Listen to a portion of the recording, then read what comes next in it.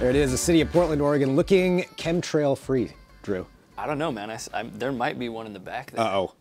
We might have to start rebranding you as Conspiracy Drew. We have Conspiracy Dan. Maybe we need Conspiracy Drew. Yeah, we need a whole show of just us going back and forth. It's the lizard people, man. Hello, everyone. This is Digital Trends Live. It is Thursday, and thank you for joining us. This is our daily show that we bring you here every weekday, starting at 9 a.m. Pacific, noon Eastern, where we talk about the trending tech topics of the day. We have interviews, and we just have fun. That's what we did there right at the beginning. So thank you for joining us. Since we're broadcasting live across all of our different platforms, we can take your comments and your questions. I want to say hello to Avery, who's there on YouTube. We've got Buzz on Facebook. We've got everybody bringing in their comments and questions throughout the show, and we really do appreciate that because we are live and we can talk to you about those. So let's run down the docket of the show today. We have a lot to get to. We're here in Portland, Oregon, but we have a studio in New York, and we're actually doing a couple of segments out there today. We're going to be going to Jeremy Kaplan, our editor-in-chief, who's going to be joined by Soraya Darabi of Trail Mix Ventures. So it's a venture capital firm that's investing in companies that focus on sustainable well-being. So basically, companies that are doing good for the world. That's what they kind of focus on. And so we're going to be having Jeremy Kaplan talking to her about that. And then we've also got Felicia Miranda, our gaming editor, who's going to be talking to one of our staff writers, Gabe Gerwin, about Resident Evil 2, the remake. It's out. She's got kind of the rundown on a bunch of that. And so we're going to be discussing that here a little bit later, talking about Resident Evil 2. And we've got Joseph Ricard, the co-founder and CEO of CloudPay Technologies. So CloudPay Technologies is essentially they're rethinking the way vending machines work, using smart technology to incorporate that into it. They made a lot of noise at CES this year for their CBD machine, their CBD vending machine that was kicked out of CES wrongfully, then brought back into CES, and we'll probably talk to him a little bit about that as well, but really interesting stuff that they're doing.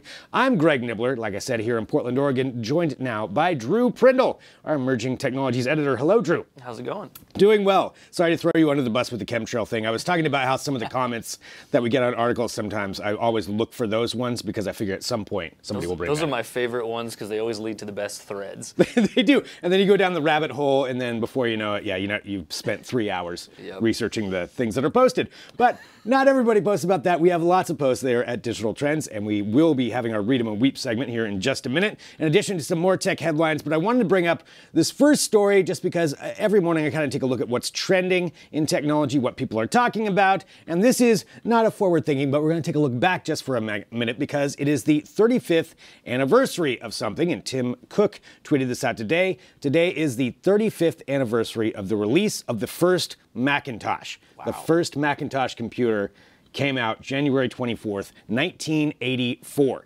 And so he sent out an image just kind of showing a picture of one of them with the hello written on it. I mean, obviously that's not how the hello actually looked, I don't think, in the original one.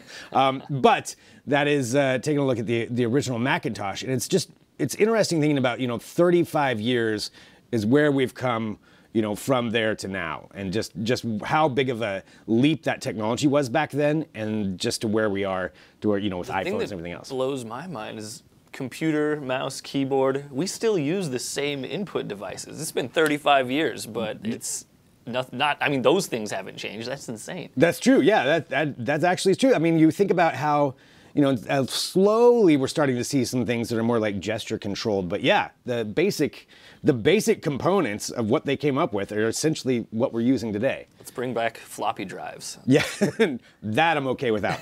But it's funny because back at this time, it was such a big deal when it came out. There was a Super Bowl commercial that really, which I didn't quite realize this. I guess I've seen this before, but it's been a long time. Just a little bit of history here, and then we'll get to some tech headlines. This Macintosh introduced a $1.5 million commercial by Ridley Scott called 1984. And the commercial, which you're watching right now, basically showcased like a 1984 kind of situation, a future dystopia, where there's a guy barking orders to everybody, and then this female athlete shows up, and you got all these zombies, staring at the screen, and then she comes through, and eventually smashes the screen. And that's what Macintosh is doing. It's breaking the mold. And the commercial was really successful. It ended up really kickstarting a lot of sales for them over that year. But it's just interesting looking back and seeing at it, because you could almost see some of that same commercial today. Yeah, I'm really surprised. I mean, they're going to run this again? Is that what you're saying? No. I wouldn't be surprised if they did. They should. They should just run this exact same thing. Do the thing that like Hershey's Kisses do every Christmas. Just run the same ad that they've been running for decades. There it is. Yeah, and so that's I just want to play that again. So that was just kind of the commercial. So again, the 35th anniversary of the release of the first Macintosh. So wanted to talk about that just so everybody knew about that, and mainly I just wanted to play that commercial. That's really what it came down to. So, all right, let's go on to our Read 'em and Weep segment. I'm taking a look at the chat. We've got some different comments coming in. I see Keelan is in there, and let's see, as long as they're not playing it. I'm not sure what he was referencing to, but I don't know. It's probably something making fun of me. And that's the thing about Read 'em and Weep. We do read the comments. Whatever it is that you post, we will read them. Sometimes we'll weep about them. Sometimes we'll retort, and sometimes we'll agree. So let's go to our first comment here. This is just a sample here. Daniel Jason Decker regarding the CRISPR baby saga continues as China confirms second gene-edited pregnancy. We're going to be discussing that actually here in just a minute when we get to some more tech headlines. But just con is the response. Imagine that being read with like a fist shaking. Gone! Yes, that's okay. I think, Daniel, you just kind of nailed that one. That's a good right out of the gate comment that we've got right there. All right, let's go on to another Read 'em and Weep comment that we have for Digital Trends Live today. Aqua-ish regarding Honor View 20 review, the best phone Honor has made.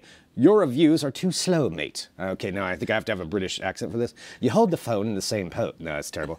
You hold the phone in the same pose for a whole minute, and talk so bloody slow. Well, I mean, I'm not sure. Drew, as an editor, how do you feel about the reviews? About Andy's reviews? Yes, I assume he's talking about Andy's because Andy's the guy who's doing, phone reviews. He does a great job. Yeah. Do you want him to talk faster? Also, a whole minute. A whole minute. Not a whole minute, but a whole minute. Well, Aqua-ish, thank you for watching Digital Trends We Live. appreciate. We will make sure things are in comments. accurate speed for you. All right, Michael Garcia Joel. I hope I said that right. Will Deadpool 3 lose its rated R charm that we love? And if you guys need writers that know where to put a comma, hit me up. I mean, we can't even knock him on this one because he actually put the comma in the right place. I love it when you get comments, though, ripping apart like our grammar or, mechanics or anything like that, but it's done incorrectly. But they've done they've done it wrong. Those ones are fun, but this one is bulletproof. So, all right. Michael, there it is. I think you... Putting down your Facebook info, man. I'll hit you up. Thank you very much, Michael, for the corrections. We do appreciate those when they come in. All right.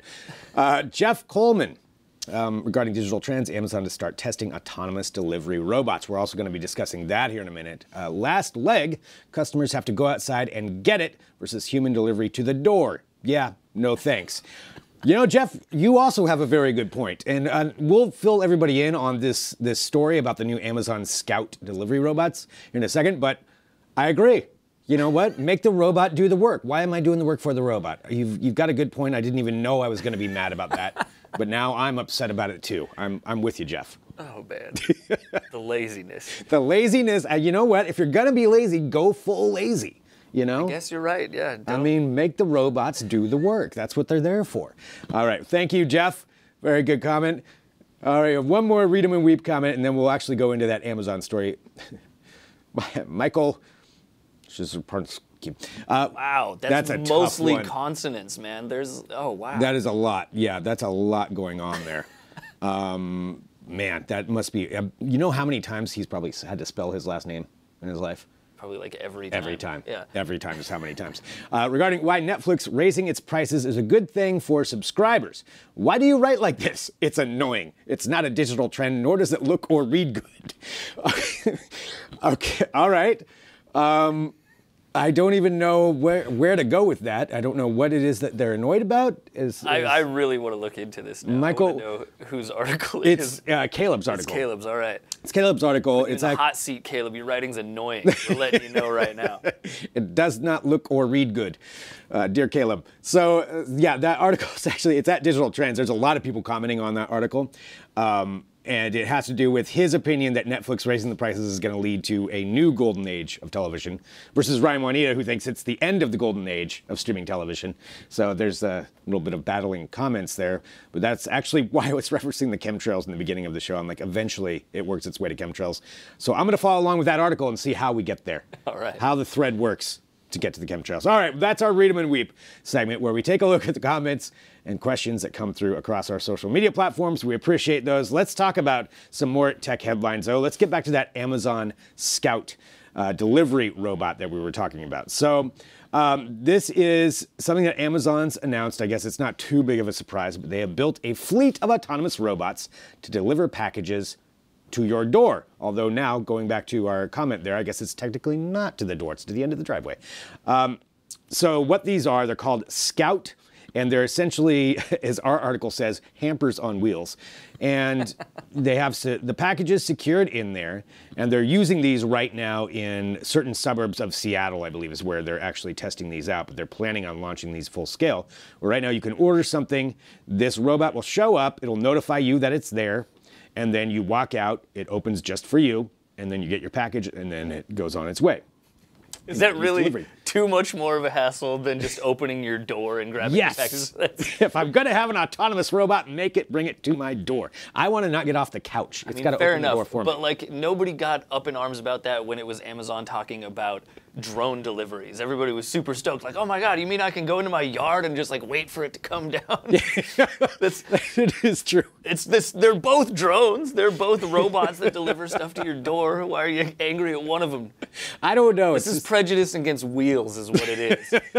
Make it fly to me. Why doesn't it get there and then a drone launches off the Scout and then delivers it to the door? I mean, yeah. You know? We might as well hold them to the highest standard. How much energy can we use so I don't have to walk to the end of the driveway? I mean, really, that's what it comes down to. I want you to open the package for me, install what's inside of it. Deliver the pizza to my mouth. Yeah. Yeah, but this is true. So Amazon Scout, so they've had these delivering in the Seattle suburbs right now, and then it's anticipated they're going to start rolling these out nationwide, obviously in urban areas where it can continue these deliveries. So the long-term plan, right now, actually, this is kind of funny. They do have a human operator that walks with them right now, which that's an interesting job. Be like, yeah, no, I'm just walking with the robot. I'm just a robot dog walker, you know. Robot dog walker. Get with the times. Yeah. Still walking regular dog.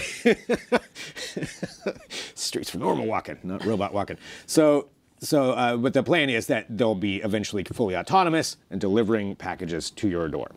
So I'm into it. You're into it? Yeah. I mean, I like the, sure. I don't know what it really fulfills right now for me. I'm excited for these stories of like looters, like grabbing these things and like destroying them and cracking them open to get the contents and steal your packages. Instead of like porch pirates, we're going to have like robot murdering pirates. Yeah, exactly. They're just going to kidnap them. But the thing is, they're equipped with like GPS and stuff and like cameras and sensors. So that, like if somebody does do that, then they can track them down. So there's going to be some really funny stories of catching just really dumb criminals. I'm picturing like a 1980s like gang of toughs like with a switchblade. You're the wrong neighborhood, robot. You know, prying it open. We don't like your kind over here. Yeah. Give me the goods, robot. Anyway, we can go on that for a while. Amazon Scout, soon to be delivering things to you. All right, another story that we have here. This was yesterday, and since, Drew, you're on here talking about emerging technologies, I have to have something about space. So this is Blue Origin.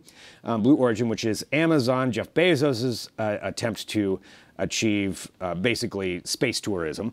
You know, we have Elon Musk doing it, we have Richard Branson doing it, and we have Jeff Bezos doing it. So the Blue Origin launch they had yesterday, where this is a test leading up to probably later this year is what they're shooting for, where they will have an actual human passengers will be in one of these tests where they'll launch it into space, gearing up towards when somebody can pay for it commercially.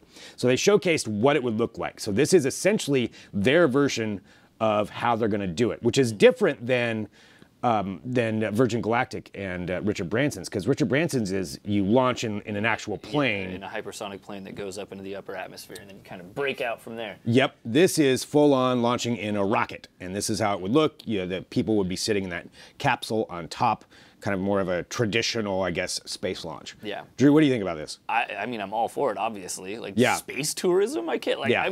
I feel so privileged to live in an age when that's, like, a thing that exists in the world that I live in. Right, that this is coming up. Yeah. And this is something, that I think, I would want to do it, but I have to admit, it makes me, I don't know why, more nervous going up in a rocket like that than it would just going in a normal plane, and it's probably just all mental. Yeah, I mean, I'm sure it is a little bit more like jarring too, because you're shooting straight up, so there's probably way more like G-forces acting on you, and then when you come back down, it actually lands like a SpaceX rocket, so it just blasts and kind of lands like a, I don't know, standing on its end. So I'm sure it's not like a a smooth ride. It's probably a bit bumpy. You're gonna crap your pants once or twice on the way up and down. So. It's still pretty cool though. I mean, actually, I'd do the it more I think about it, it's kind of badass actually going up in a rocket like that. Yeah. I'm looking here. It's like one of the things. So the rocket and capsule, SEP, they reached an altitude of 245,000 feet in 2 minutes and 43 seconds. 2 minutes and 43 seconds. You are up 46 miles above the Earth. Holy crap. That's going pretty fast. You better like roller coasters if you're going to hop on this. Yeah. If you got a weak stomach, this is not for you. Well, they're looking to have their actual human, like test humans in it, which is basically what you would be, a test human. Later on this year, Elon Musk is also shooting for that, and then Virgin Galactic. Now, Virgin Galactic, I'm not sure where they're at, but I'm going to guess they're on the kind of the same timeline, because the race is really between the three of them to see who can get the first actual commercial flight up there, the commercial space flight for space tourism. And we do have a price for Virgin Galactic. It'll be $250,000 per ride, which is probably only a few minutes in space at most, I would guess, before they bring you back down. But 250 grand. No word on how much Jeff Bezos's Blue Origin would cost. They're definitely going to undercut Virgin Galactic. They're going to pull the Amazon thing. The price wars. Yeah, exactly. It's cheaper if you have an Amazon Prime subscription. I don't know if that's something I really would want to pay less for, though. That's like going to a discount tattoo artist. Like, I feel like that's something that's worth paying premium price. But if it was included in your subscription, that would... I mean, I guess, but where are they saving the money at? That's what I'm kind of wondering about. It's not about saving money. It's about undercutting the competition and selling things at a loss to get, more customers. That's the Amazon way. Okay, yeah, I guess so. But nonetheless, well, if you want the discount ride, we'll find out who's going to be the cheapest. Either way, I think we should clearly do Digital Trends Live from one of these launches. From space. From space. We're gonna need some new equipment. We'll let the bidding war between Bezos, Elon Musk, and Richard Branson start now. Who gets to have Digital Trends Live in their space shuttle? The privilege of having. The privilege, indeed. All right, one more story here that I wanted to get to, and this is something that we've talked about before, and probably a lot of people have heard about it by now, but it is the CRISPR babies. I'm talking about the Chinese scientist who has apparently been gene editing humans, which is not allowed really by any organization, but doing it kind of on his own. He's been fired by the university that he worked for, but he previously said that he had worked on gene-edited two twin girls from the womb to make them, I believe it was resistant to HIV and I think some kind of a cancer resistance. And he's also worked on some adult humans, but now there is word coming out, confirmed by the Chinese Xinhua news agency that a second woman has become pregnant as part of his controversial experiments. Yeah, and he mentioned this during his first, when he first started talking about it. He was like, yeah, these twins are just the beginning. I got another one, another bun in the oven, another CRISPR bun. Another one I'm cooking up. But now, they've confirmed it, so it's true. He wasn't bluffing. Yeah. But this dude is in a heap of trouble. Yeah.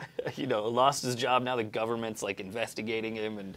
Well, kind of they should. That's kind of something that I feel like should be a bit peer reviewed, where you have some other people involved in that before you start modifying humans. Well, yeah, I think he thought that he was gonna, be just welcomed in with open arms, like, oh my God, this monumental achievement. the way that it works in like sci-fi movies. It's like, oh, we made this breakthrough, but no, there were so many like ethical breaches that like we can't really like let that slide. No, I mean this has all the makings of a superhero movie. I mean, basically this is a Marvel plot, like a scientist thinking he's done something amazing for the world, and then he's shunned, and now, I mean, you can kind of almost see that guy, especially when he's looking in the mirror. That stock shot that they have of him. He's like, where did it go wrong? These people don't know what they're doing. And then he goes into his mountainside, lab that he's created, and he starts editing humans. There's definitely a screenplay being written right now. Somebody, I mean, there's got to be something along these lines. Like, this guy is ready-made to be the mad scientist. Yeah. The world scorned him, and now he gets his revenge. See, there it is, right there. That's the cover of the movie. Before he turns into a supervillain. Where did they get that shot? It's pretty great, actually. I kind of want a shot of myself like that. You had to have posed for that. Hello, darkness, my old friend. Yeah. So anyway, that's what's going on with that. So we've got an article at Digital Trends. You can read up about it, but in all honesty, the actual science behind it, I don't know what he edited this second pregnancy to do, what they edited its caused. I'm not really sure. I mean, obviously he was working with like good intentions. He wanted to like cure diseases and stuff and push science forward, but like he kind of went through and proceeded without knowing like the full ramifications of his actions. Didn't really know the full scope of what could happen to these kids later in life. Like there might be weird gene mutations that end up causing more problems than, benefits. Exactly. Yeah. I mean, without some serious research. Well, there was another person, I believe it was an Indian gentleman that they worked on with some of the gene editing, and you can read the story at Digital Trends, but I believe they were trying to help him out with cancer, and then he ended up having a heart attack because of some of the editing that they were doing. Well, they don't know for sure, but since there's not enough scientists working on this, that's the key, I think. They don't know for sure what actually caused that. So there's a lot that needs to go into this before you start doing that. Yeah. I mean, if it benefits humanity, great, but come on, we need a little bit of peer review. But the story's far from over, so definitely keep watching it. Yeah. It's an exciting one. Oh, this guy's not stopping. We're going to have Bane or Godzilla or something at the end of this. I mean, there's going to be some weird, no, maybe a Hulk kind of situation. I'm not sure. I'll work out the screenplay later on. But thank you, everybody, for tuning into Digital Trends Live. We have lots coming up. So we're going to be heading to our New York studio here in just a minute, actually, because we've got Jeremy Kaplan on the line.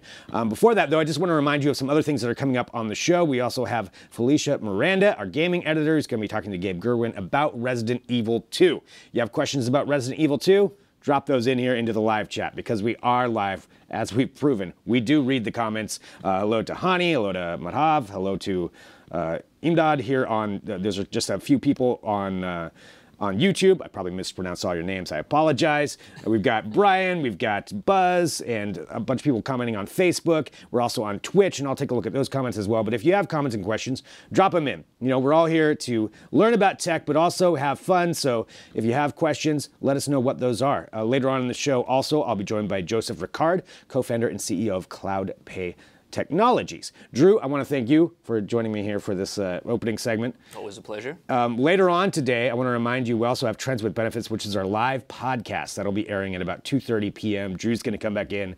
We have Caleb Dennison. We have Adrian Warner. We're going to talk about streaming television and get into a big debate about that. So if you have questions about Caleb's article, that's the time to ask them directly to him. And we'll see what he says. All right, let's go ahead and get ready now to head to our New York studio. We're going to be joined by Jeremy Kaplan, our editor-in-chief, who's going to be talking to Soraya Darabi, who is the Trail Mix Ventures. So Trail Mix Ventures is a venture capital firm that invests in companies that focuses on sustainable well-being. She's got a lot of interesting things that we're going to be discussing. So let's go ahead and head there now with Jeremy Kaplan, editor-in-chief in our New York studio. Hello, Jeremy. York City. I want to tell you guys about a funny thing that happened when we were at CES recently.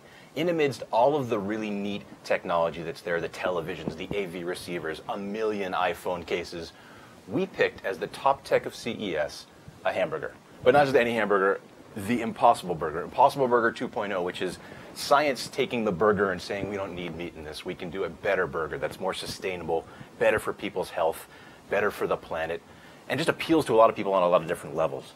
And I think this is really interesting because there's a whole movement out there today to take technology and to take science and to do good with it.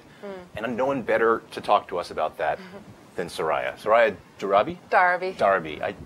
No, you did well.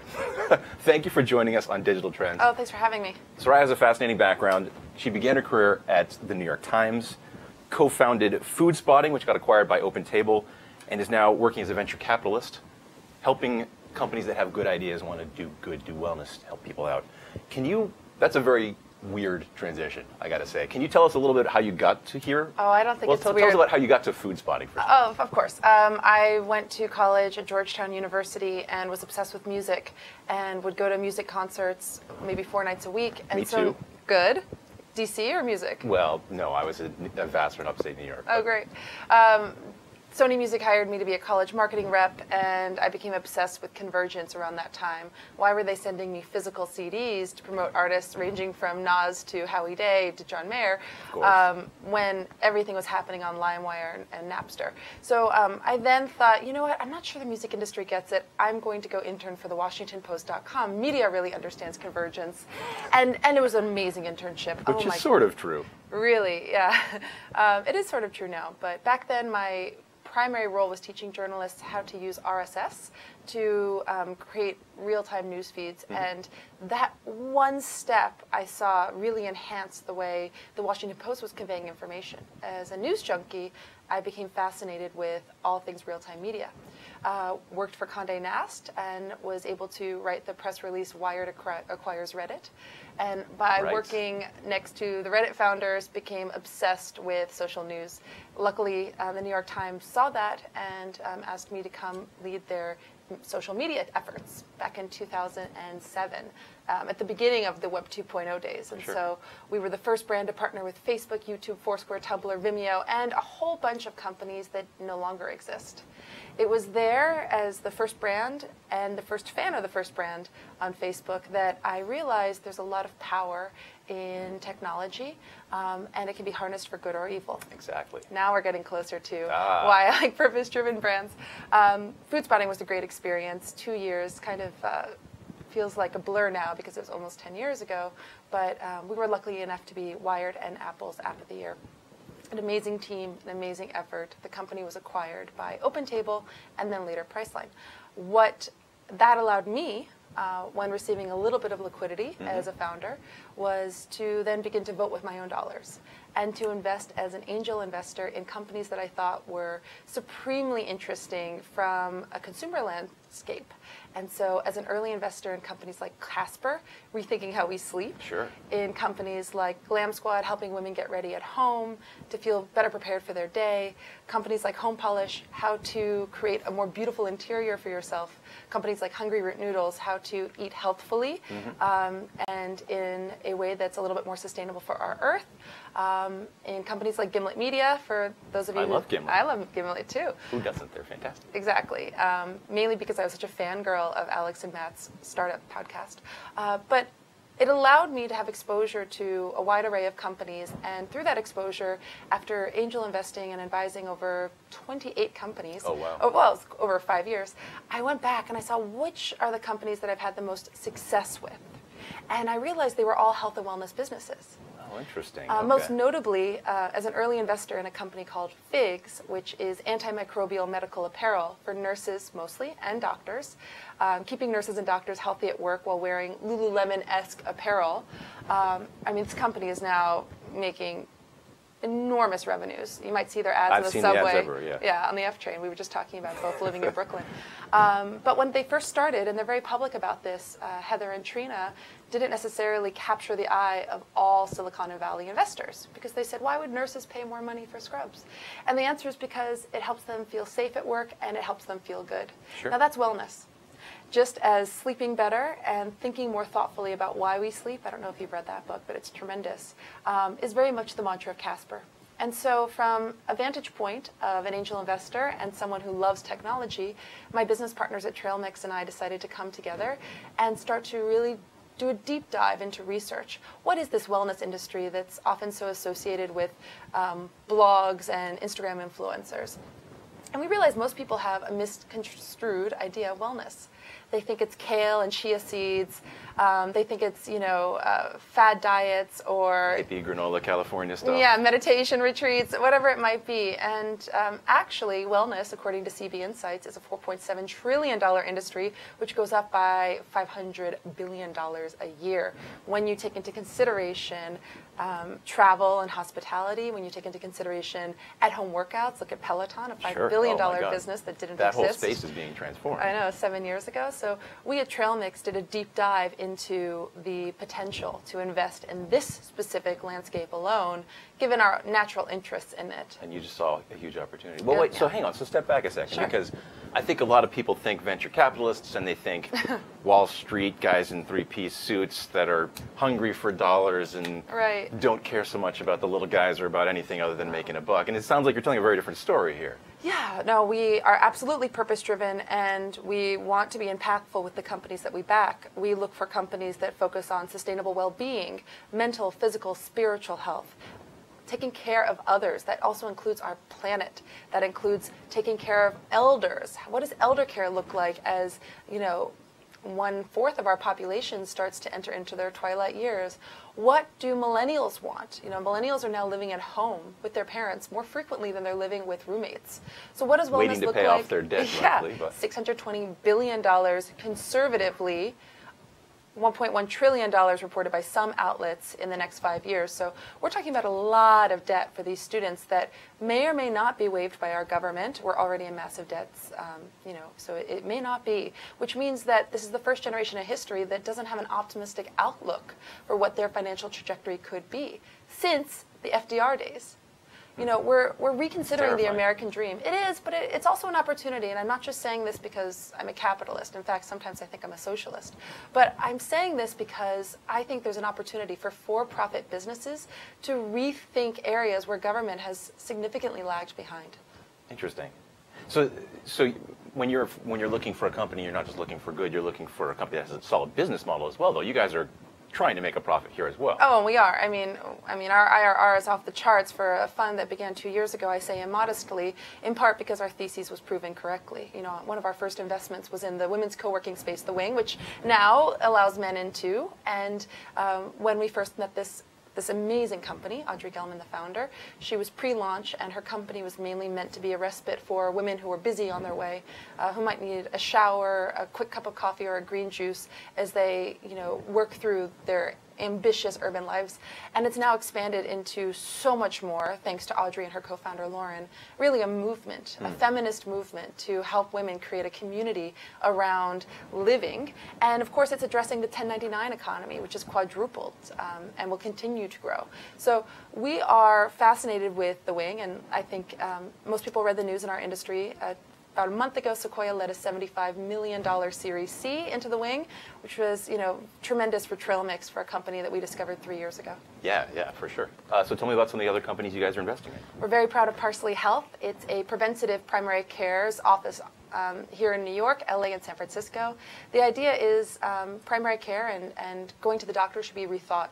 The traditional doctor's visit in New York City lasts for less than 15 minutes. You're often in a crowded waiting room. They're bleak. Nobody's really talking to you while you wait for the doctor or asking anything other than, are you sick? Yeah, it's a terrible experience. It's terrible. And you're filling out paper forms and handing over cash for a copay. It's like, what's going on here? Parsley does a lot of that with an initial 55-minute visit with your doctor where you go over all of your health history, and then they create a profile with you, a recommendation around what to eat.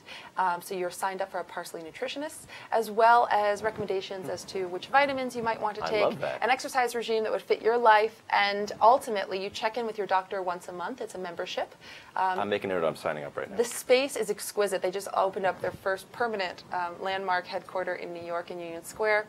And there you can have kombucha as you wait for your doctor in a waiting room that plays Headspace, the meditation app.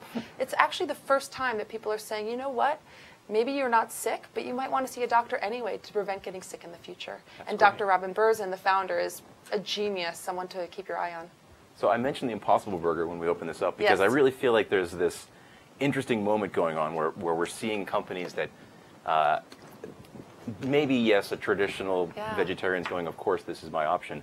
But in fact, if you haven't tried the Impossible Burger, It's actually delicious. It's delicious. We had tacos the other day, and I found it better than the shrimp taco and then the beef taco. Now, it's still 700 calories, so I don't recommend it. It replaces a meal every week, but as a treat, it's so good. And it reminds me of the company that got away from me.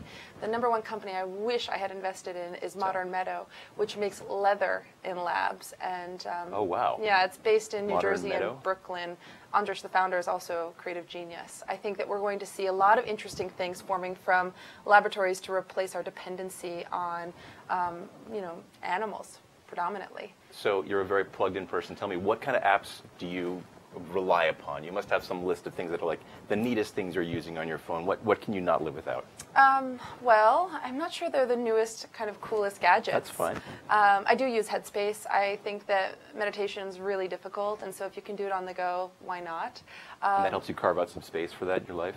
Yeah, and I think that getting rid of television was the best thing that I've done in a long time. Oh, wow. And so I rely on apps like Netflix and Hulu so I can keep up with, and of course HBO, keeping up with my Game of Thrones. Of course. But, at the end of the day, I'm kind of a nerd. I spend a lot of time at work, and then at home, the goal is to unplug. In fact, my partner and I, we try to put our phones away as much as possible at home because our dependency on technology has gotten out of control. Oh, so I'm not on social media the way I used to be. It's tough. One of the things I hate the most is in the morning I head off to work and I see people walking their dogs and they're looking at their phone. And it's like, come on, this is the dog's moment. Celebrate it and enjoy it with your pet, for God's sakes. Yes. Well, now that you mentioned that, I have to say that Smalls is one of our favorite portfolio companies if we had to pick. Well, we have 19, so I'll pick 19. But it's fresh human-grade cat food delivered to your animals. So in this case, your cats, to make them feel more healthy. Because I have a dog, and I think animals are our family, and we should treat them as well as we treat our actual family. I love that. Yeah, thanks.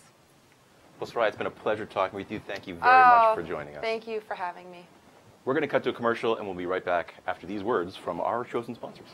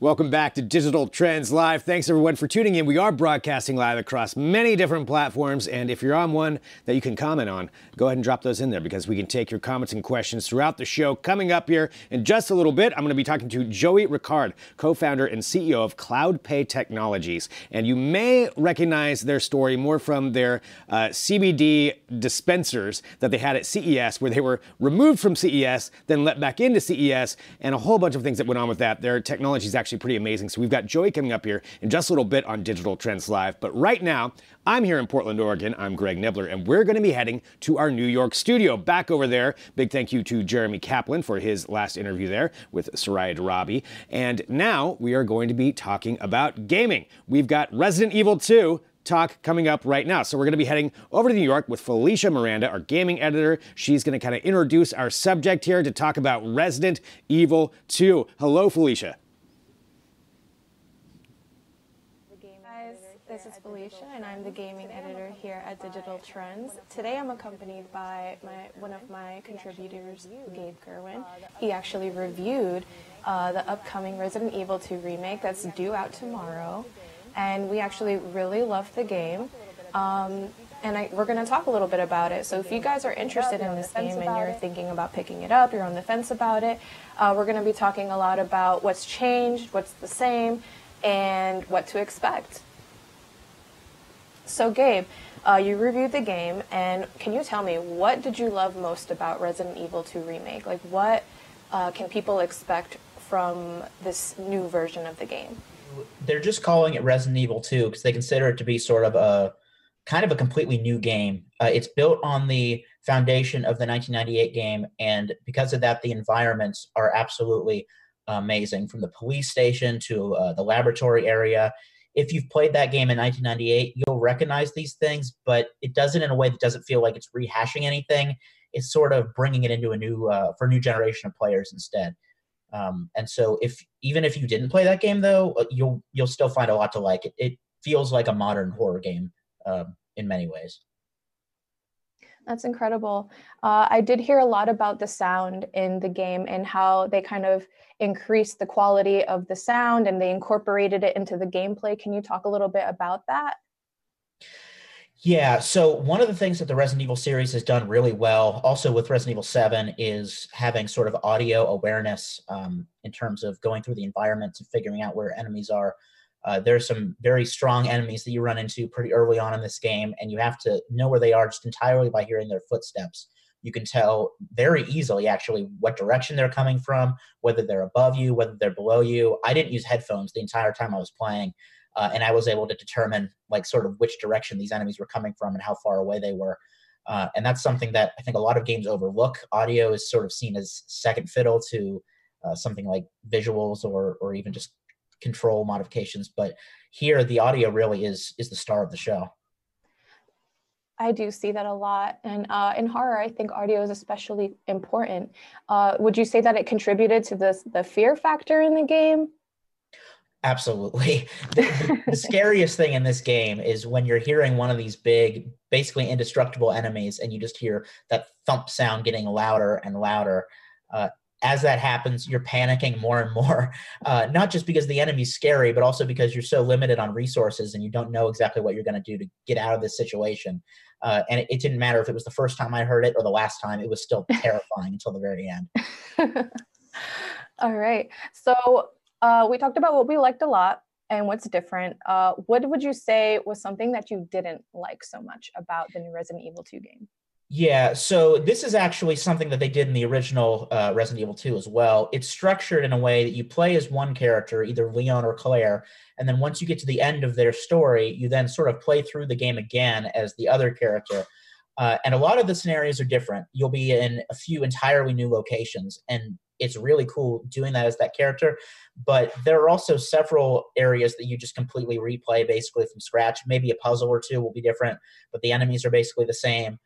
The weapons you use are very similar as well. And so that really could have been sort of shortened up to maybe about half the length of that first playthrough. Mm-hmm. Besides that, the only real big criticism I have, and this is something that's pretty common in Resident Evil games, is the movement speed for the characters is very, very slow. It seems like, it's intended to make it seem scarier as enemies are coming towards you, but in practice, it's a little bit frustrating. Absolutely, especially when you're trying to move out of the way from a zombie and you're going at a snail's pace. Right. So what do you feel about, there's some people that feel like paying full price for Resident Evil 2 is kind of a scam. And what would you say about that? Do you think that $60 is a big price tag for a remake, or do you think that's fair?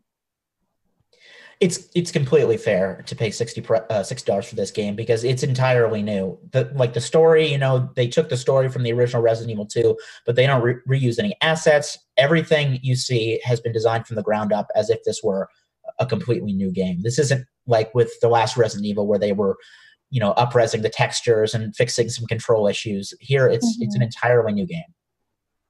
Yeah, so what do you think this means for future remakes? I mean, we've had some remakes in the past or that weren't so great, but do you think Resident Evil 2 kind of nailed it in terms of remaking and kind of making this an experience, a more modern one for people who are part of, younger generations to enjoy?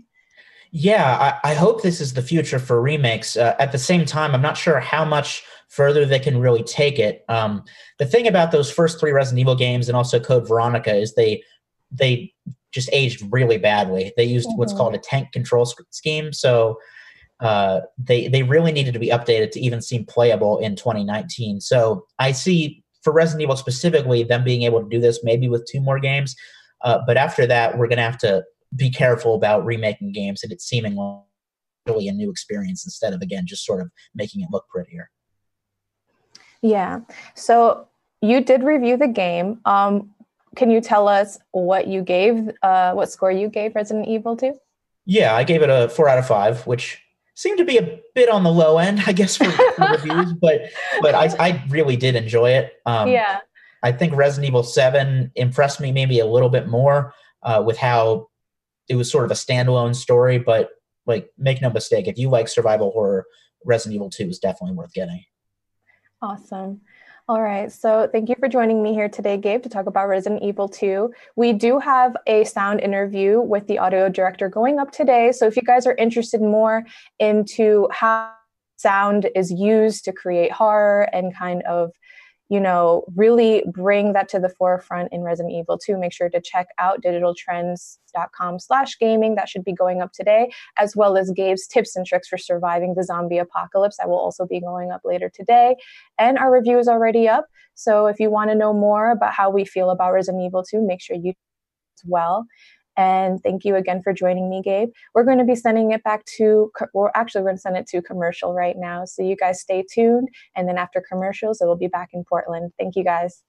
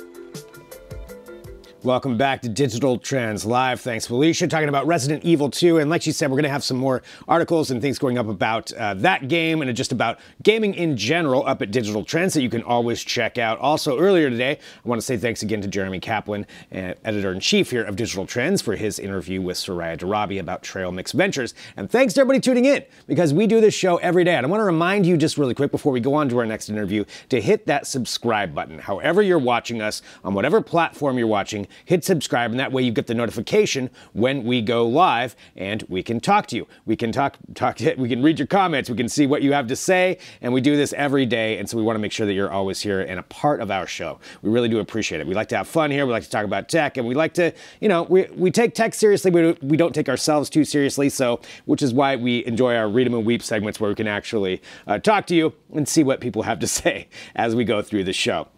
All right, now we're really excited for our next interview because this is something, as somebody who went to CES, I followed along with this story, but we're going to get a little bit of the backstory about this, and we're talking about Joey Ricard, our next guest here, who's with Cloud Pay Technologies, then the different things they're trying to do to change the way that we interact in retail. Joey, hello.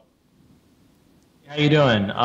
Yeah, so I guess you been following along with the drama with CES, I guess. I did. I followed along because I was down there. We were broadcasting, but I figured, you know, because we want to go into your technology and everything that you're doing, but I figured maybe for everybody watching, if they don't know what happened at CES, maybe we could just walk through what your booth setup was and what kind of happened, just as kind of a brief backstory of what went on there.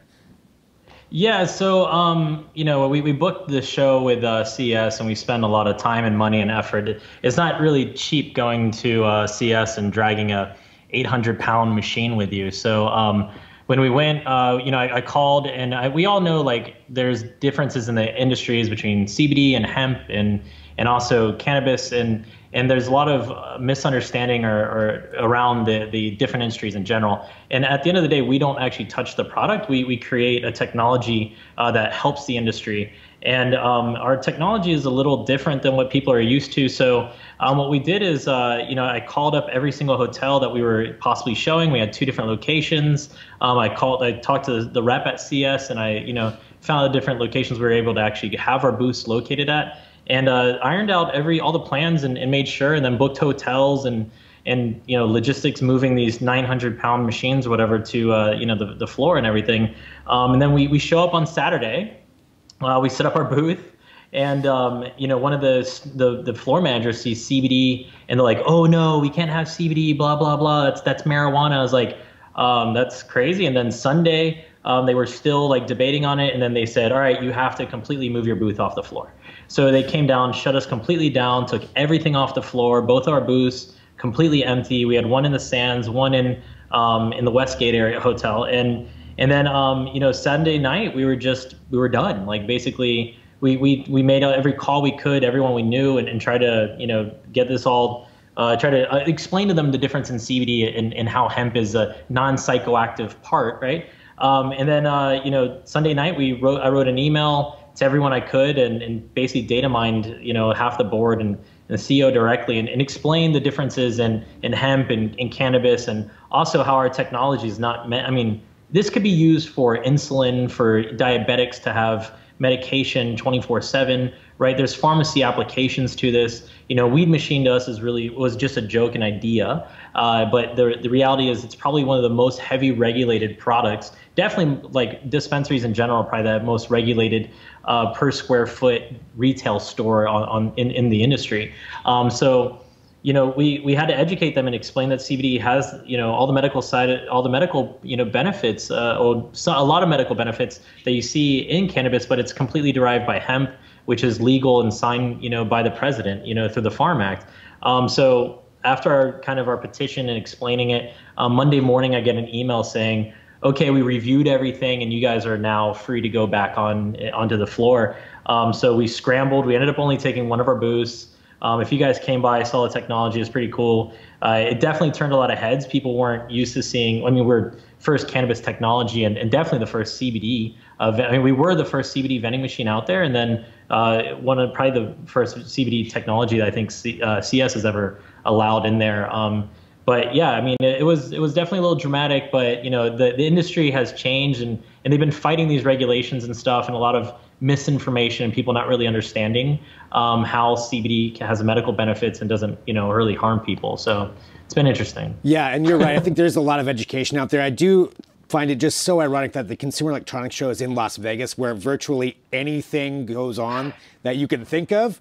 I'm like, oh yeah, I'm going to be offended by I mean, if you're going to be offended by a CBD vending machine, you probably shouldn't go to Las Vegas, number one. But on top of that, though, I'm glad it got resolved and that you had this work out, because you're right, the technology behind it can be applied to virtually anything. So let's talk about that. Just talk about maybe what CloudPay is, how it works, and maybe what problem you were trying to solve to begin with when you started working on this software.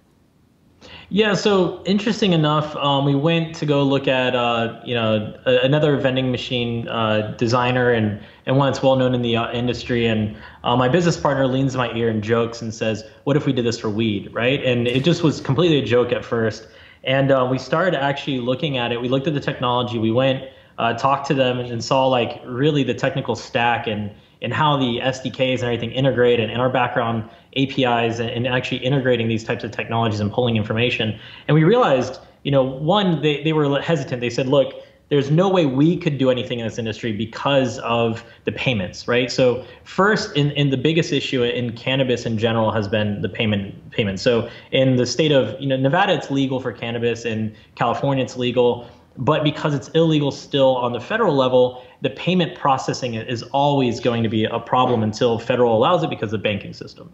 So we looked at it and we're like, well, these machines have pretty amazing technology. We have QR scanners, we have mobile apps, we have 1,000 different ways we can truly negotiate a payment process.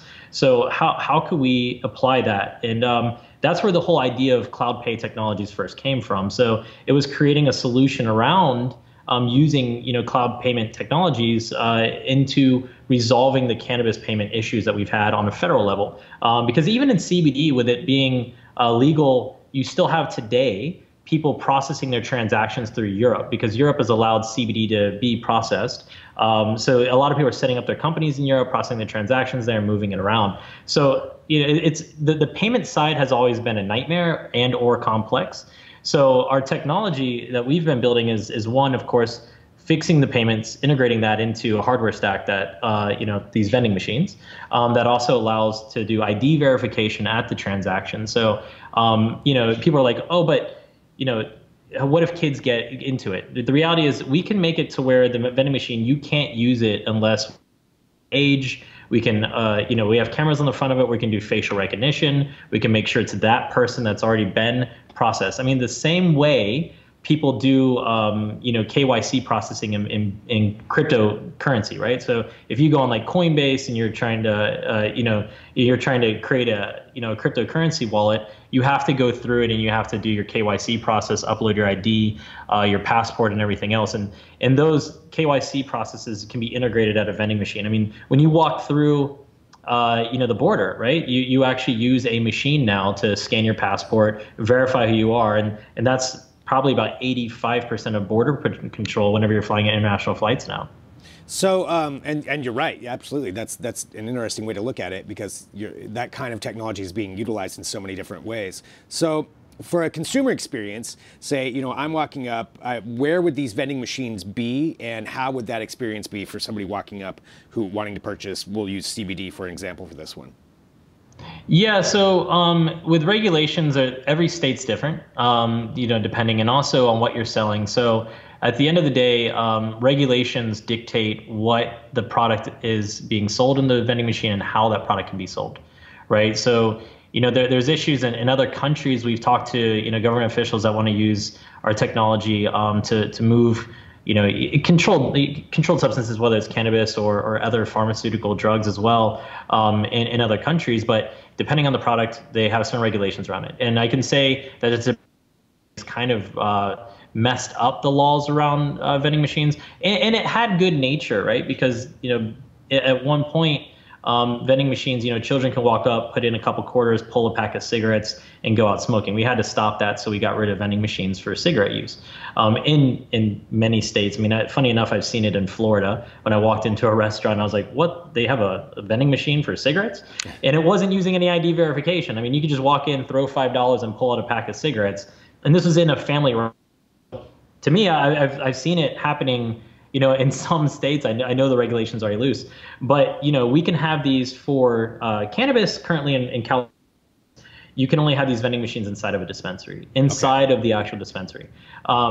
Now, with CBD products in California, they're allowing you to put it inside like the waiting areas, which is kind of cool. So we've now working with some brands that want to wrap the machine in their brand, and in the waiting area, they're selling their CBD products while someone's like getting approved to go into the dispensary area, because there's usually a long queue.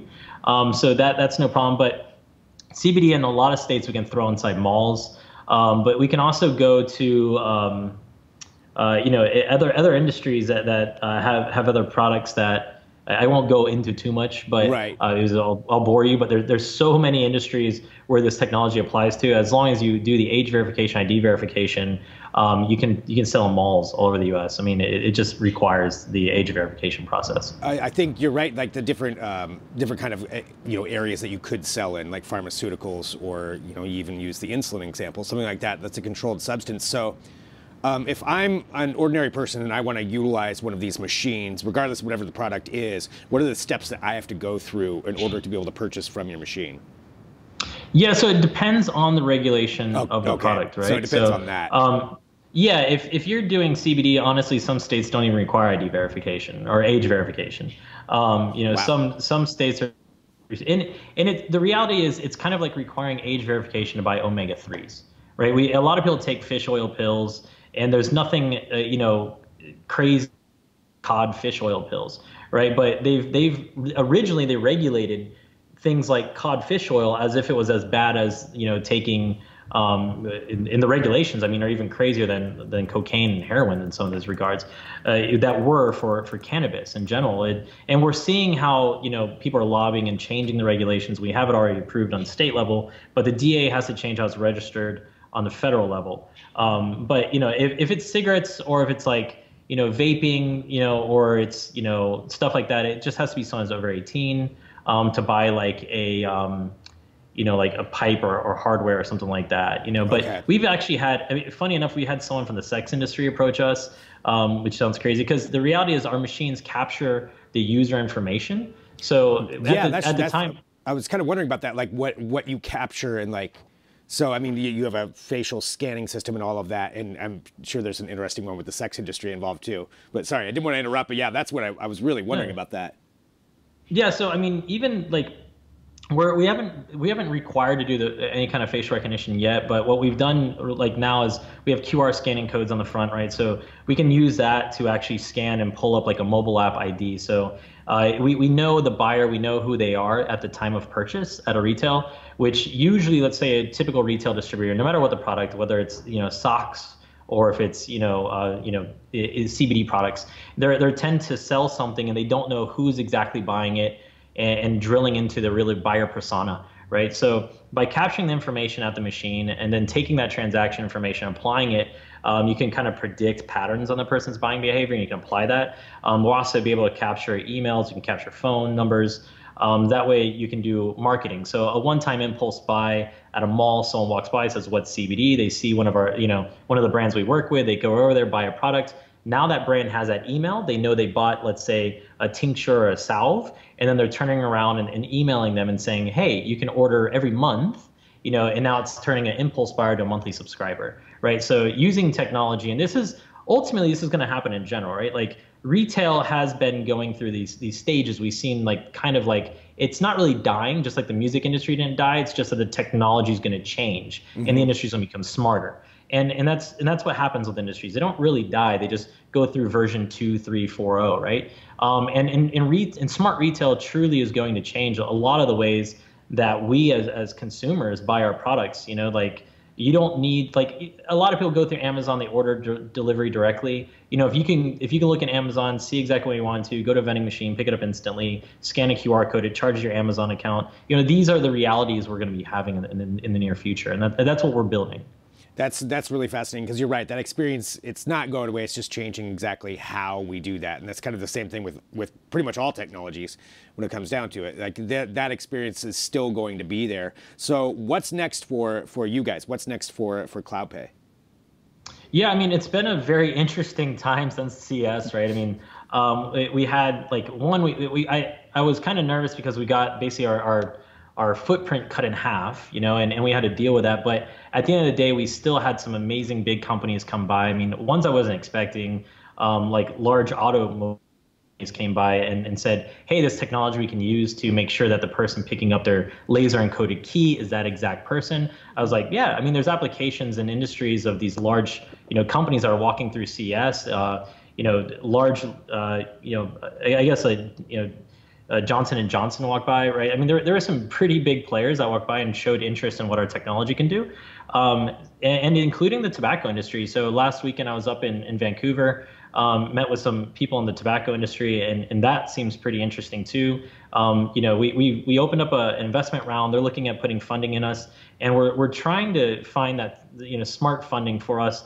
That way we can expand in the industries we see that to have the biggest impact. I mean, I originally was looking at trying to push this into the cannabis industry because of the regulations and all the hurdles that are there. Because if you can prove it in cannabis, you can truly prove this in a lot of other industries. You know, they're kind of being hunted like witches and being, you know, pushed out to the side. So at the end of the day, if we can fix, you know, the issues around cannabis with the payment issues, the ID verification, proving that this technology can remove, you know, issues out of the industry and then use this for other industries.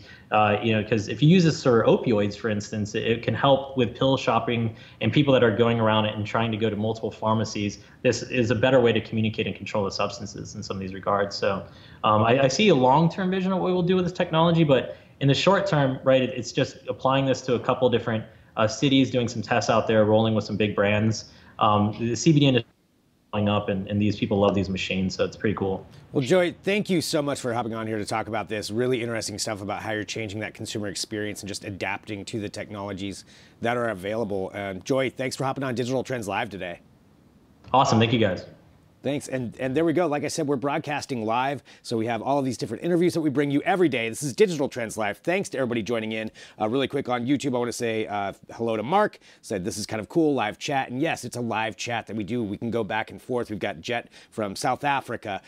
So everybody tuning in, hit that subscribe button wherever and however you're watching us. And join us here every day live at 9 a.m. Pacific, noon Eastern, bringing you Digital Trends Live and all of our amazing guests and technology talk that we have. And we're having fun with it. I want to remind everybody, too, coming up at 2:30 p.m. Pacific. Today, we've got Trends with Benefits, which is our roundtable tech podcast. And today, we're going to be focusing on live streaming. We all know Netflix raised their prices. Was that good or bad? We've got a debate on that. Which ones are the best streaming services? How all that works and what your thoughts are on that. We want to discuss that today at 2:30 p.m. Pacific. But hit subscribe and join us here every day. I'm Greg Nibbler. I just want to say thanks for hopping in here and having fun with us today. We'll be back tomorrow with another episode of Digital Trends Live.